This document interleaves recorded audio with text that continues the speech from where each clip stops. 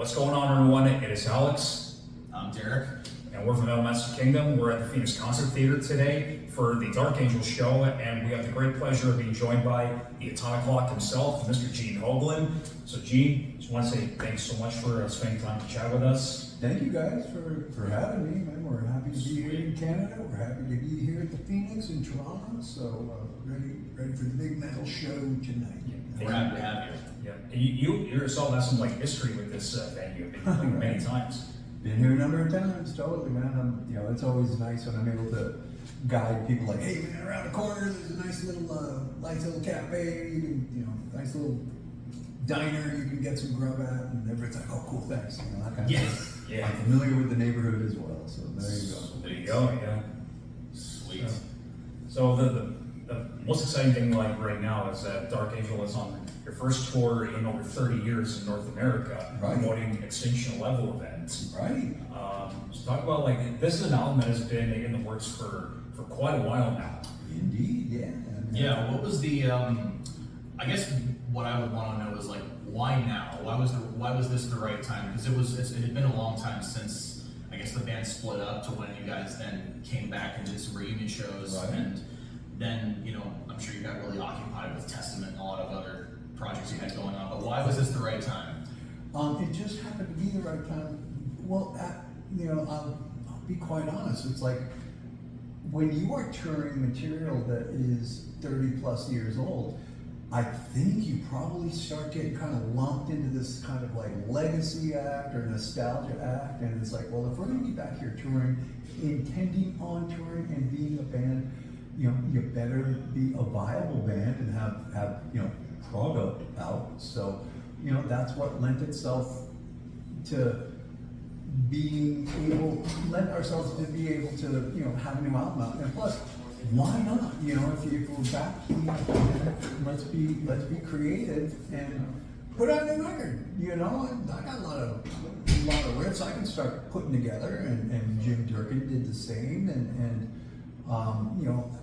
for instance, I've worked with Laura Christine for 17 years now, so her style is all over the album as well as some for actual riffs and things like that. So it was just a cool time to be able to focus on Dark Angel the way that I wanted to. It's like, let's get a new record out, and it took a while to get to this point, of course, but now that the schedule has lent itself to be able to do a Dark Angels, let's take as much advantage of it as we can. So because my schedule always gets crazy, and since the pandemic ostensibly ended for me anyway in June of 2022, it has been nonstop. Yeah. Nonstop. I've taken 4 days off since December 1st of 2024. Wow. That's it. Busy man. It does not stop. You're highly in demand. Well, and that's very nice. It's also every time the schedule gets crazy, because there's many times where it's like, okay, you're off the road for 1 day, and you got to hit the road with some other project the next day. That happens so often, and every time the schedule gets nuts to butts, and I've said this many times, it's like I always have to remind myself, hey, you asked for this. When you were 13. Saying, this is what I want to do with my life. This is exactly what I want to do. It's like, you asked for this, so don't complain. And I don't, I get a little sleepy. But it's like, this is all I've ever known. This kind of life is all that I've ever known. And so when it does get pretty psychotic, when you got one band, and then right after that, you doing another band, and then another band directly after that, going to south of the equator, and then you got to come up and do something with band number 4 kind of thing. It keeps you on your toes, definitely. Yeah. I'm all about it. Absolutely. Yeah. Especially in this day and age, it's a good problem to have. Absolutely. I'm in a very fortunate position, and Yeah. I do acknowledge that, and I am very grateful for it, because it's and that's why this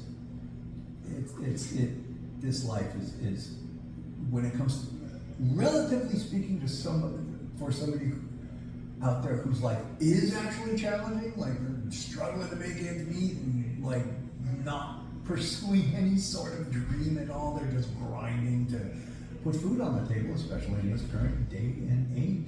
Yeah. You know, that I give it up to them. You know, it's like I applaud those folks. Like, you guys got the tough lives. Mine's pretty easy in comparison. So I try not to crab about it too much, and I don't. I'm in a fortunate position, I understand that, and I acknowledge it absolutely. Yeah. And you mentioned Laura Christine was also your wife as well. You being like husband and wife, how do you guys work together in that respect? Well, we are both very strong-minded individuals, but we also have a ton of respect for each other as people first, you know, as musicians second. And you know, I freely admit I was a crazy wild man the first few years of our relationship, and she's just got a real level head on her. So, and that's where, you know,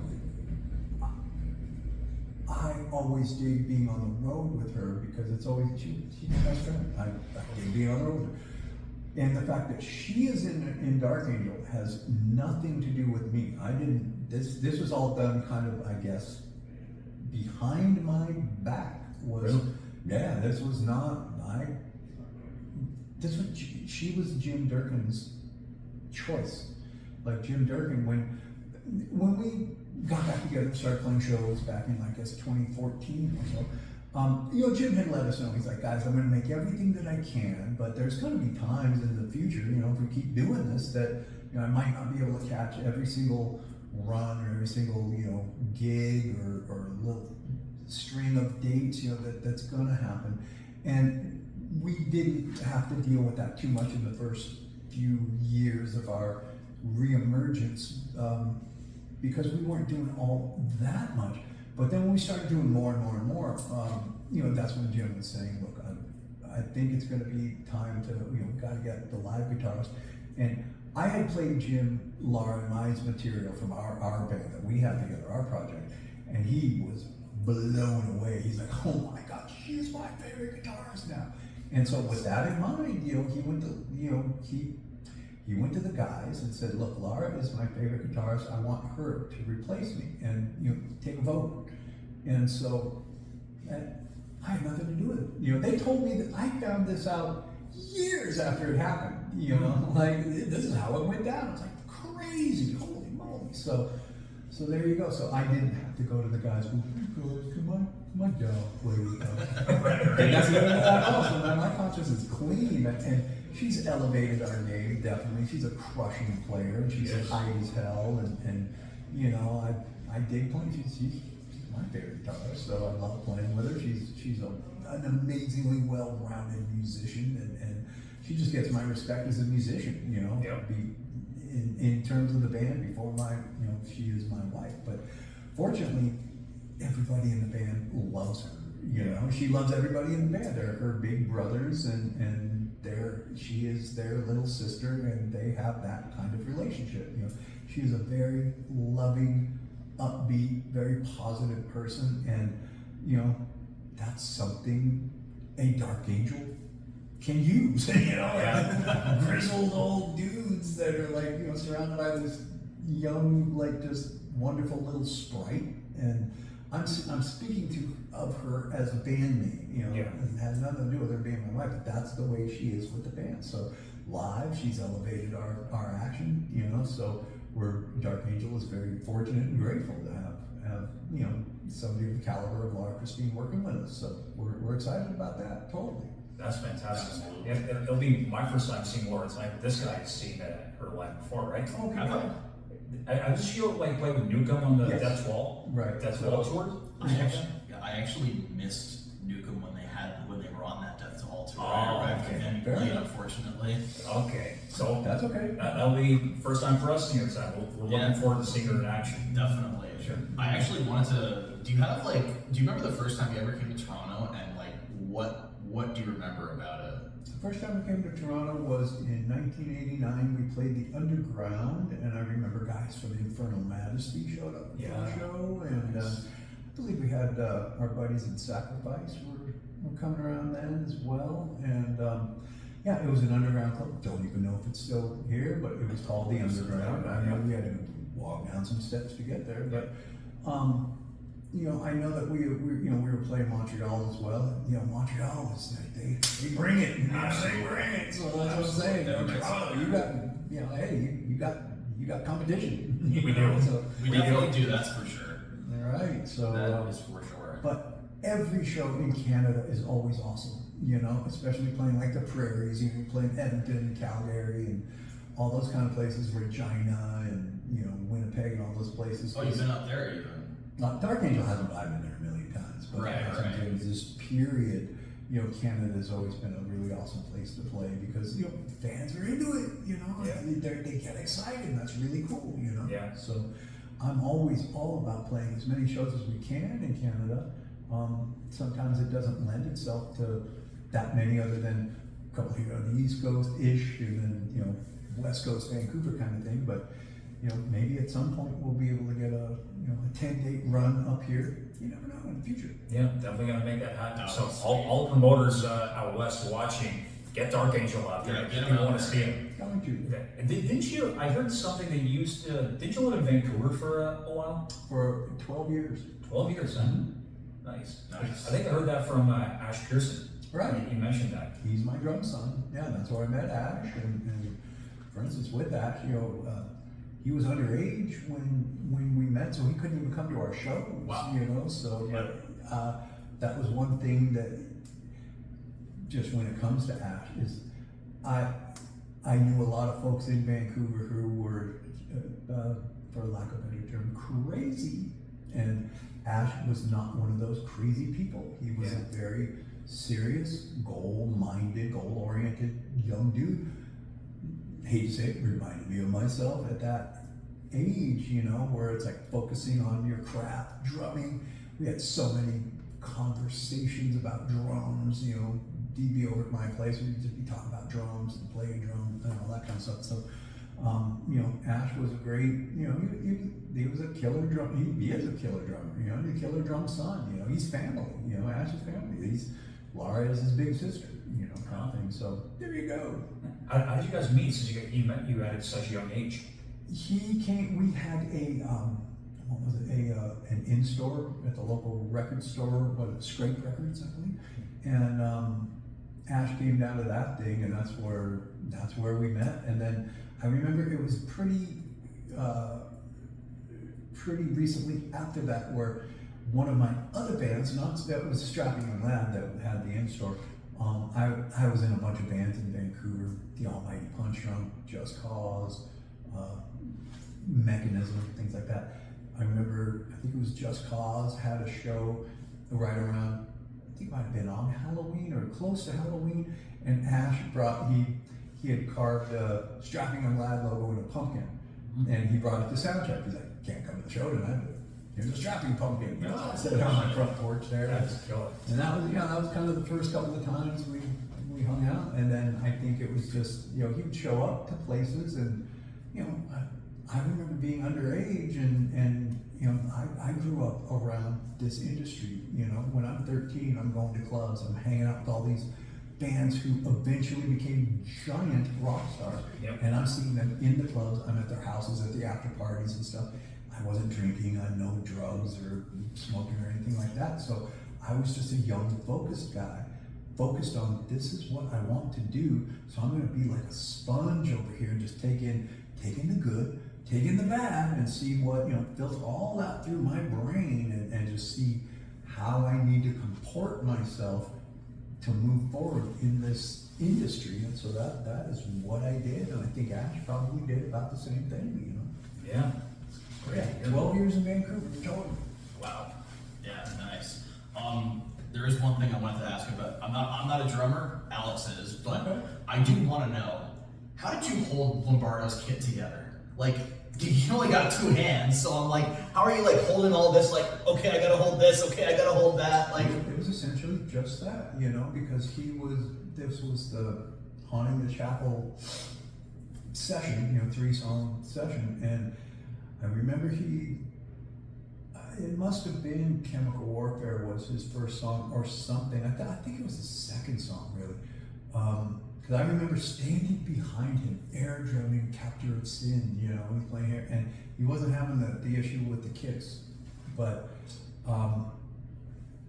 when it was, he kicked into chemical warfare, and he stopped after about 10 or 15 seconds, and he's like, you could hear him yelling in from the control booth, from the drum room, or in the control booth. He's like, hey, my drums are walking, because it was a concrete floor with no carpet or no little spots to put your kick drum, nailed in. Yep. Sometimes they put wood blocks. Oh, that is that drummer's worst nightmare. Right, and so he's like, hey man, my kick drums are just like walking, and can somebody come in and hold my kit together? And I swear, 6 heads turned and looked at me. I'm sitting in the corner, and they're like, you're the drummer. Here's your gig. Right. So I'm doing this. Right, and so I went out, and I'm on my knees, my hands and knees, and I'm reaching around, mic stands and drum stands and this, and holding his stuff together there, mainly his right kick. And I just remember he had Evans hydraulic heads. They happened to be purple, and it's the same kit that you see pictures of him back in those days, on Show No Mercy era, Haunting the Chapel, Hell Awaits era. I think they were all the same kit. Yep. And so they had concert tones, meaning he doesn't have the bottom heads on it. Yeah. There's not even, like lugs for him. Yeah. And so I just remember those purple heads, hydraulic heads, they're clear. You can see through them. Yep. And I just remember like that, that tom was right over my head. And so I'm like this, and I'm like, oh my word, Dave, I hope you get this in a tape or two. Because that thing just going on, and all the fills off. I'm like, oh, this is going to be brutal. Sure enough, he nailed the first take. I think they might have done a secondary, like the safety take they were doing as, he nailed it. And, and so that was essentially that. And, I think they had arranged something for Haunting the Chapel, which was his last song. And I just remember being inside the bathroom, which is right out, the drums are right there, the bathroom door's like this, and I'm in the bathroom, like in the dark, with the door open, just like, remember your left foot, because I was he called me his drum tutor. I always remember that term. Not drum teacher, drum tutor. Yeah. And we were giving him thoughts and concepts and ideas on how to play double bass. What worked for me. I wasn't a double bass drummer at the time, but I just had an aptitude for it. And so that's like the first time he had brought out his second kick. I was like, dude, you got double bass killer. And he had, he's like, yeah, but I'm just not getting it. Like I'm not grasping this, man. I'm a single foot, single kick player. And I don't know. Let me sit behind it. Let me see what I can do for it. I knew there was only really one double bass thrash metal beat at the time, which essentially I knew he was trying to play that part in Praise of Death. Yeah. Where it comes like ka ka ka ka, that thing. I knew he was trying to play that, and he just wanted to get the Angel of Death chorus kind of thing. And so I sat behind his kid. I'm just flying on the double bass, and he's like, dude, when did you get a double? I've been to your house. I played your drum set. You have a single kit. How long have you been playing double bass? Literally looked at my watch, and I was like, what time is it? 3 minutes? 1 minute? I'm like, this is it. And he's like, well, okay, tell me what you're doing. And so I'm just, making sure, this is happening, I'm making sure this is happening, try this over here, make sure that's happening. So I just gave him all these tips and stuff, and he started applying those, and then, he started getting pretty quick after that, because they were going to be recording, Haunting the Chapel relatively soon, and so he had to get his chops together. And that's why a song like Haunting the Chapel, that is, at that time, 1984, June-ish, or probably April or May of 84, that was some very high intensity hauling double kicks. Oh, yeah. Like that was the apex of double bass drumming at the time. So he was definitely working on it and getting it. So yeah. there So you go. so everyone that's always wondering how did Lombardo get so fast, Here's your answer right here. Right there. He did it on his own, you know, like he's a very talented man, and that's, you know, he did it, you know, I gave some thoughts. He had to apply it, you know, Yep. just because somebody's explaining something or whatever, you know, you Yep. still gotta, he's the one who did it, so. Absolutely. Definitely. Dave, if you're watching this, we all love you, man. Hell yeah. We love you, Dave, absolutely. Yeah. So another thing that we do over the last bunch of years that you probably get asked about plenty is you know, you're looking fantastic as well. You know, Oh, you've thank you. applied like, you know, you went on like a weight loss journey, right? What's that? A weight loss journey? I sure did, yeah, Like, absolutely. what did you apply? Like, how did you like maintain? Well, it you know, it started when I returned from a run of South America with, in 2009, and the band I was jamming with down there, we hit churrascarias every day, and for those who don't know what a churrascaria is, that is the Brazilian steakhouse, where they bring you the meat on a skewer and they Oh, carve it yeah, out. yeah. Every single day was our That's just the fucking best. I love that. Right, and so, I've been with Laura for, you know, a couple of years by then, and when I got back, she was like, "Whoa, dude, you know, you know, you were a huge dude when we got together, and I watched you fluff up a little bit on the road, but this was like, wow, dude, Yeah, we yeah. were over there for 10 days, but Yeah. 10 days of meat and carbs, you know." Mm-hmm. And so I had gone to my doctor, and they had said, you know, they took my, you know, just typical, just checkup kind of thing, and they had said, "Hey man, we're looking at your numbers, and we're just telling you right now, if you don't kind of, you know, get some things together here, you're gonna have to start jabbing insulin pretty soon," because I was diabetic at the time. And so I came home and I mentioned that to Laura, and she's like, "All right, I've been patient with you for the last couple of years here, but now, you know, you are not going to start jabbing. I'm going to put you on a plan of nutrition," and because she grew up very health conscious, you know, and you know, she was saying, "I've been patient with you, but now I'm going to put you on this plan. You're going to follow what I tell you to do, and within 3 to 6 months, you're going to not have diabetes, and you're going to lose a lot of weight as well." And so with all the drumming that I do, and just staying on that plan for as long as I have, you know, got rid of diabetes and you know, proceeded to lose a lot of weight. Right now, I'm fluffy right now, and that's like, I didn't have that 2 months ago, but that's what being on tour nonstop is, you know, because you're getting, you know, cheeseburgers and pizza for after food, Yeah, you know, yeah. and Laura is, you know, that's one of the things I love being on the road with Laura, because that has always been like, alcohol, sure, I drank for a little bit, you know, drug, I smoked a little pot for a while, smoked cigarettes for a while. All of those were easy to give up. Food has always been my drug, so, you know, that's always been that's my Achilles heel. So, having Laura around, making those good decisions for us, you know, like, you know, sure, she's not a big fan of having to do that, but you know, she's like, Right. "Don't eat those fries, dude," or, Yeah. you know, "Hey, pull the burger out of that thing, don't eat the bun, eat the meat," you know, Yeah. that kind of thing. "No, the burger, I want the whole thing." You know, she's got to be the whipped cracker, and she's really good at it, so. Yeah. So there you go. That's kind of part of the journey. You know, I got up to 410 pounds. We deal with pounds up here in Canada, right? You guys Yes. know that? Yeah, yeah. Okay. Yeah, we do. So 410 pounds, and then the smallest I got down to was 224 pounds, and that's when I was doing the Bear McCreary record, and you know, I flopped up a little bit. But that's just what happens.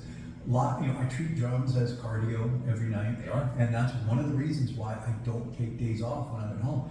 When I'm at home, I fly in a night before, you know, fly in the night. Next morning, I'm usually at the studio. And that's like if I'm coming back from Australia or Europe or anything, I'll get down to that studio immediately. So I keep my chops tight, and I don't, I can't let those decline in any way. And I use it as cardio. Like tonight, I wrap myself in neoprene just to sweat even more, you know. I've got the belts, a lot of times I have the neoprene vest, you know, all that kind of stuff, just to sweat, you know, just to get as much out of you as you can, you know. And so I'm always in training, you know. So the live gigs are always the easiest part because I train like an MFer, you know. So Yeah. there you go. Absolutely. That's awesome, man. So congrats on everything. Thank you. Yeah, definitely. Appreciate it. You're an inspiration to like everybody that's you know, going through their own journey and all that. I've met a lot of guys over the years that have said that, and they're, you know, picking my brain about stuff and all that. And there's been guys that I've been like, hey, look, keep in touch. I'll show you how to do this, you know. So there you go. Right.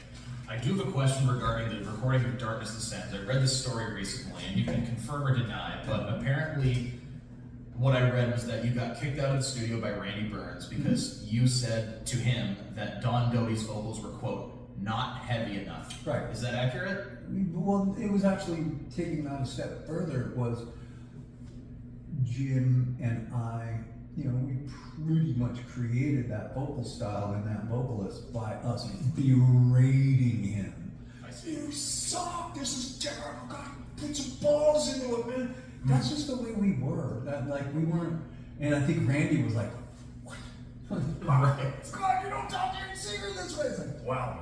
believe me, yes, we do. You know, this is the only way to get, like, sometimes you just have to take drastic measures to get what you were looking for. And that's the way we did it, you know. And I'm not saying it was nice or sweet or, you know, it definitely wasn't coddling, like, hey man, can maybe you do this? Right. No, that's just, it was a different era then, you know. Yeah. You could talk harsh stuff to your bandmates, and they're like, okay, man, the fuel for my stuff, all right. So that's really how it worked, you know. But Randy did say, look, you can't get out, you know. Yeah. I'm like, okay, well, I gotta finish the lyrics to Black Prophecies anyway, so, you know, I'm hearing his, I'm like, okay, you're on it. I know there's a lot of things I want to go in there and correct, you know, word mispronunciations and things like that. But hey, at least I can hear what's going on in there. I'm out here writing the lyrics to Black Prophecies, and so it was the final song that, you know, we had written the day before we went into the studio. Essentially, it was Black Prophecies. So, you know, I'm monitoring that from outside the control room. I'm writing the lyrics here, so this life has always been a multitask, you know, totally. So that's how that went. Alex and I know that well. Actually, we both play in bands ourselves, so we definitely know that. Although I don't think I've ever gone that far, but Yeah. You know the drill, man, absolutely. Yeah. And speaking about Darkness Descends, you know, 40 years next year, and you want to celebrate? Well, we have done a lot of celebrating of it so far. Like we did, we just spent this summer doing a European run and some South American runs over the last few years, and odd dates around where we're celebrating that record, you know, just playing that in its entirety. And it's a pretty easy album to play in its entirety because the typical Dark Angel set throughout the years, you know, when we were back in the day and then when we came back together, we really only had to add 2 songs to the set to make it a Darkness Descends night kind of thing. So yeah, that's always been cool, and you know, we just did a bunch of that. So we'll see what next year will entail. You know, I have no problem with playing Extinction Level Event in its entirety because, you know, here's one thing we are noticing is that a lot of the younger thrash dudes, you know, they're aware of Dark Angel, but they're all about the new material. You know, they're like, this is our album, this is our Dark Angel discovery. So, you know, we've got a very kick-ass new record that is resonating with folks that, you know, if it ever came to the point where it's like, hey, we want you to come do 2 nights. One Darkness night, one, you know, your cool classic record, and then your latest kick-ass record. I'm happy to do that. You know, I wouldn't mind doing that. So it'd be a lot easier to do Extinction Level Event in its entirety than it would be a Time Does Not Heal. You know, because I can't remember a lot of those riffs. Right. Teach them to the guys again. You know, like, I freely admit, when we decided to do like Time Does Not Heal, for instance. I went to YouTube.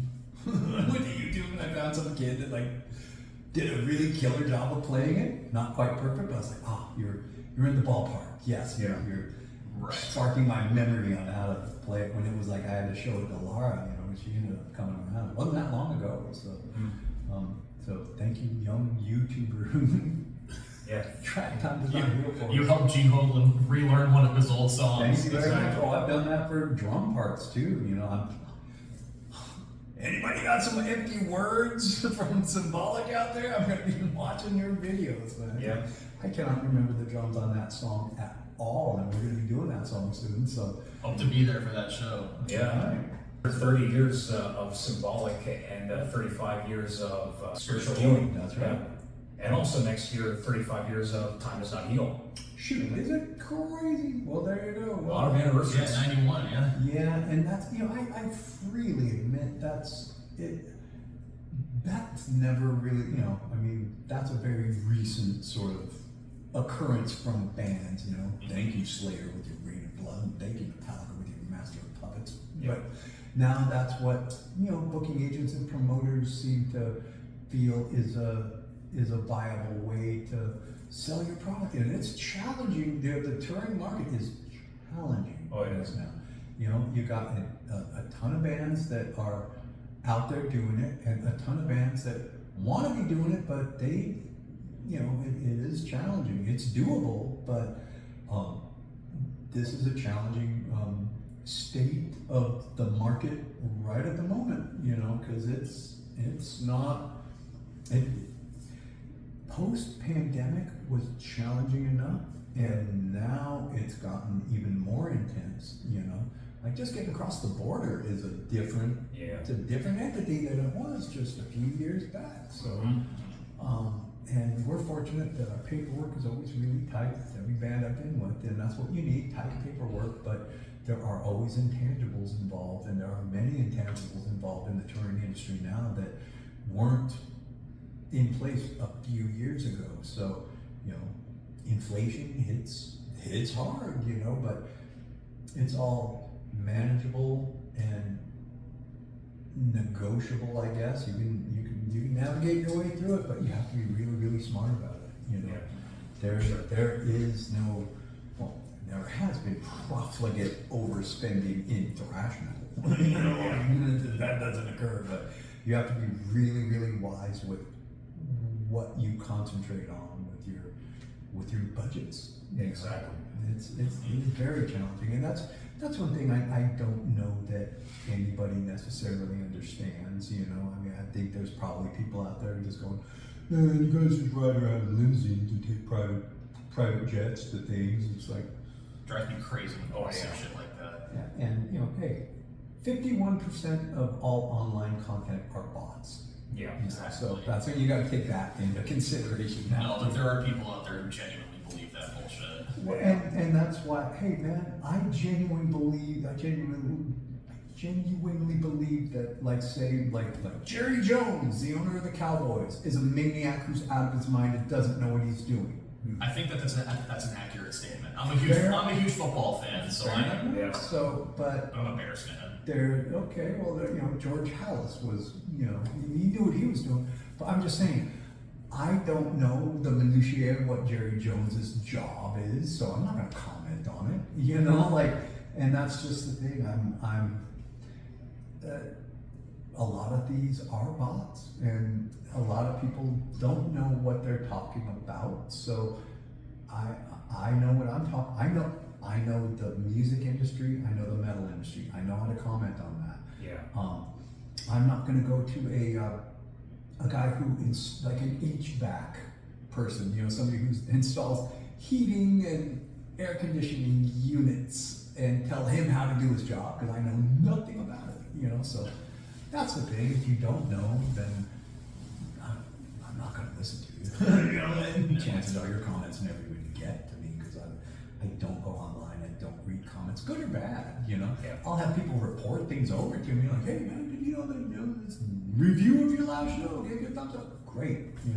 Hey, this review of your album is a super downer. It's like, okay, everybody's entitled to their opinions, but it's never going to change what I do. It's never going to reach me. It's never going to alter my approach. It just won't. I've been this is my whole life. This is all I've ever done. I know how to do this. So Yeah. when it comes to, like, say, touring and things like that, we're going to do what we need to do to keep on the road.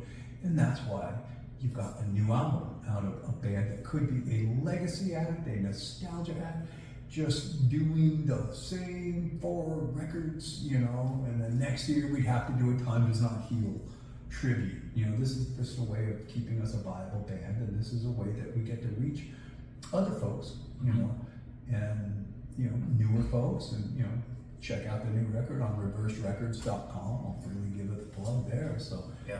you know, our new album is available for $7.99 digitally. Like, nobody has albums available digitally for that because of the Spotify's, who sound terrible. You know, Spotify doesn't sound good. Apple Music, they're all of this newer, like the new terms of use with these streaming platforms are pretty, they're originally geared against the artist. Now with the brand new stuff that they're starting to come up with, it's geared even harder against the artist. So that's why we're just temporarily, or at least right at the moment, just like, Don't have it. we got to see where this is going to go before we can commit to doing that, you know. Yeah. And plus, right now, you know, Spotify is still lossless. So, just if you're a fan and you can't afford $7.99 to get a band's new album, then are you a fan? I don't know. I can't answer that question. So, Yeah. so there you go. But yeah, man. One last question, then we'll let you go. Can you give everybody like the run through of like your schedule coming up? I know you got Death to All coming up in a month or so. Right, and so that all the things that I can say that are confirmed are Death to All, along with our good friends from Canada, Gorguts. That's gonna Gorguts. be- and I know we are adding another younger band to that bill, and that's going to be a pretty quick run for Death to All, you know, but it's going to be pretty standard within a month kind of thing, you know, probably 30 dates or something like that across the U.S. So, of course, Montreal, Toronto, Yep. and I would imagine Vancouver. I mean, it's only 2 months away, but that's so far away in terms of my brain right now. Yeah, And so yeah. I know there's things getting confirmed for Death to All for next year. I know there's more Dark Angel things coming up for next year. There's also, I'm sure, going to be a Death Clock announcement coming up very, very soon, I would imagine. I was talking to a booking agent last night, and he was filling me in on some of the details of that, and some of the just how some Death Clock stuff is coming together for next year.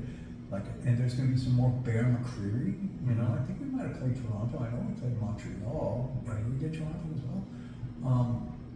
And you know, so 4 bands on the road next year, very much, and you know, it's going to be non-stoppity until, you know, 2027 easily.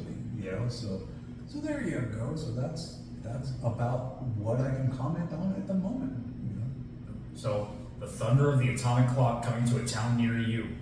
So Gene, I just want to say thanks so much one more time for chatting with us. It was a Thank you, phenomenal chat. Thank you very Yeah, much. I appreciate appreciate it. it. Thank Thank you guys for coming. Yeah. So No problem. for the people watching, catch Dark Angel on tour, catch Death to all Gene's projects. Extinction Level Event is out right now. So for Alex and Derek, we'll see you next time. Thanks for watching.